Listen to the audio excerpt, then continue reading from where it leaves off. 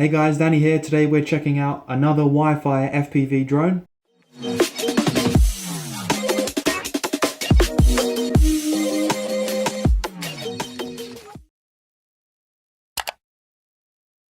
This is a foldable Wi-Fi FPV drone with a 2 megapixel camera. It also comes in a 0.3 megapixel camera version and also a version without a camera. I think one big selling point this drone has over some others is its price. There aren't many drones around this price with the capability of this drone. As always, if you'd like to buy this product, I'll put a link in the description for you, and I'll also see if I can find some coupon codes. I'm going to be unboxing this for you, and then I'm going to be doing a full review, so let's jump straight to it. Let's go ahead and unbox this thing and see what we get.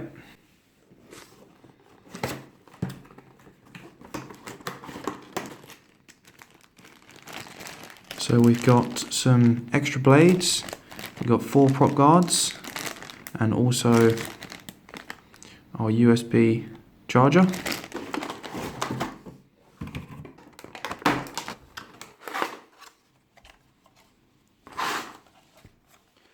We have got the drone itself.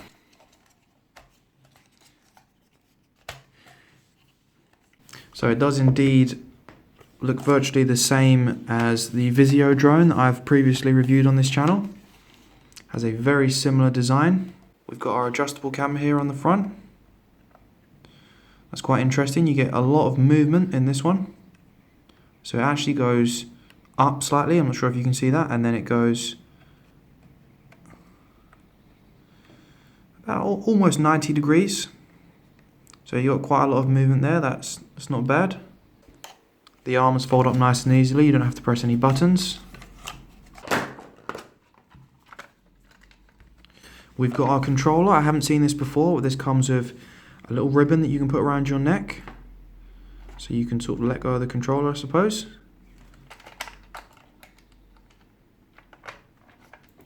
It's a nice little extra feature to have. Here's the controller. So this is kind of mimicking some of the higher end controllers, but it does feel quite cheap in the hand. I do quite like the look of it though. We'll have to see how well this performs. We've also got our phone holder. Feels nice and strong and sturdy. This is actually the same design as what I am using for my camera right now, because I use my phone to record. So these are normally pretty good. We'll have to test this out and see how well it fares up. Controller takes 4 AA batteries. So the charging cable is standard USB to micro USB. You can see here on the bottom, the drone has a micro SD card slot.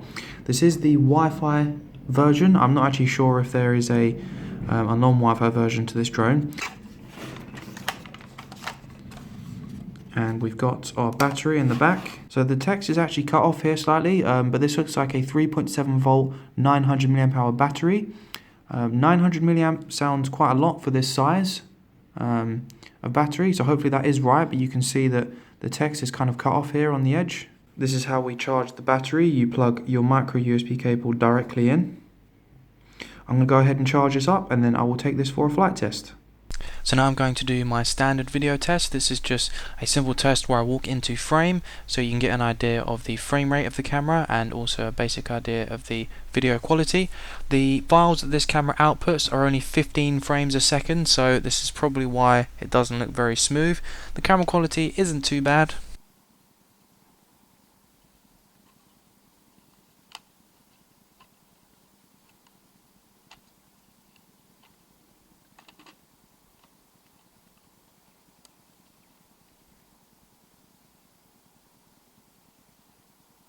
And here's my initial flight test of this drone. It was really easy to fly. It has a automatic landing and takeoff feature. The automatic landing and takeoff was very smooth and worked really well. The drone felt very maneuverable but also stable at the same time. It held its altitude really well. Now, one problem I had with this drone is I was only able to take it up to a certain height, and then it seemed like there was some sort of limit that I could take it to. So you'll see here I take the drone up, it then gets to a certain altitude and the power won't increase anymore, and it kind of holds its height. It kills the power slightly and drops down if you try and go above this height. So I would say maybe this is between 10-15 meters off the ground, and that was the max height I seem to have to take the drone to. I've never experienced this before. I'm not sure if this is some sort of feature that I'm able to turn off or some sort of restriction that this drone has, but nonetheless I couldn't figure out why this was happening. This could just be maybe some sort of issue with my drone, I'm not entirely sure, but I'm sure if some of you know, you'll leave a comment and let me know. The drone appeared to have two rates. In the second rate it was a little bit more maneuverable. I do however think you would struggle to fly this drone in high wind. It has a very nice sound, and as I said, it flies really stable. I think this is a really good beginner drone to fly, especially as it holds its altitude really well, and the automatic landing and takeoff feature makes it even easier to use. The FPV connection I thought wasn't bad. It's not the best that I've used in these toy grade drones, but I would definitely say it's slightly above average. You can see that the video quality isn't great. I'm going to show you some full screen footage of the camera in a second, but overall I thought the connectivity wasn't too bad. I felt like the controls were really responsive. I didn't really feel any delays even when I took the drone relatively far away from me. Of course I just had that problem where I was only able to take the drone to a certain height, which was quite annoying. You can see the camera footage isn't too bad here. The quality is actually okay.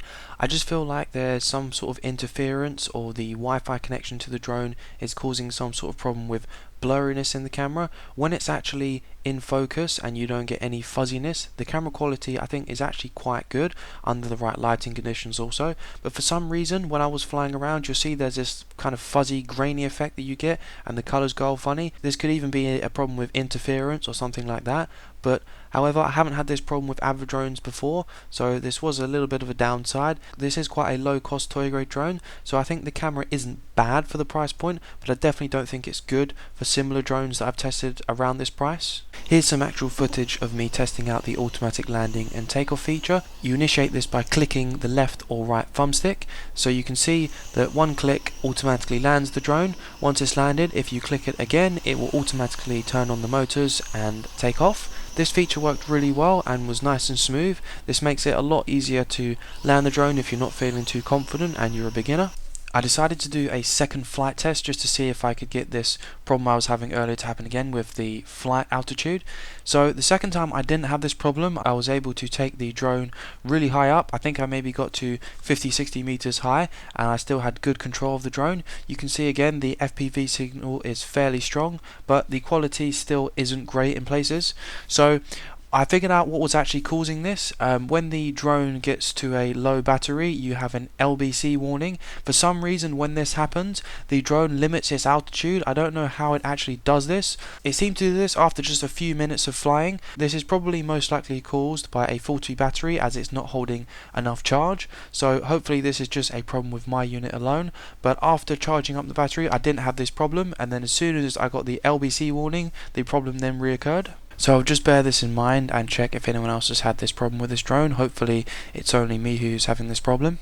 This drone definitely has its plus and minuses like all drones, but I think for this drone's low price, I think it performs well and it was slightly above my expectations. The camera is lacking a little bit. The Wi-Fi FPV signal wasn't too bad, but the camera did seem to be a little bit hit and miss in terms of its quality. Sometimes it was grainy and you could see that the color went funny. This is to be expected to some extent when you're connecting to a drone via Wi-Fi and also having a video feed you're recording. So one of the best things about this drone definitely has to be its super bright lights. They are, even in daylight, bright enough to see very easily, and this is really great to see which direction you're flying in, especially if you're high or if the drone's quite a far distance from you. This is a really useful feature to have and makes flying that much easier. So as you saw, the major problem I had with this drone is I got the LBC warning, but it happened only after like a minute or two of flying, so that wasn't great. But then when I actually got this LBC warning, the drone wouldn't really go above like 10 meters. I found that quite annoying. This could just be a faulty battery or something wrong with my drone specifically, but I still think, again, this is a very cheap drone and I think it performs pretty well for that price point.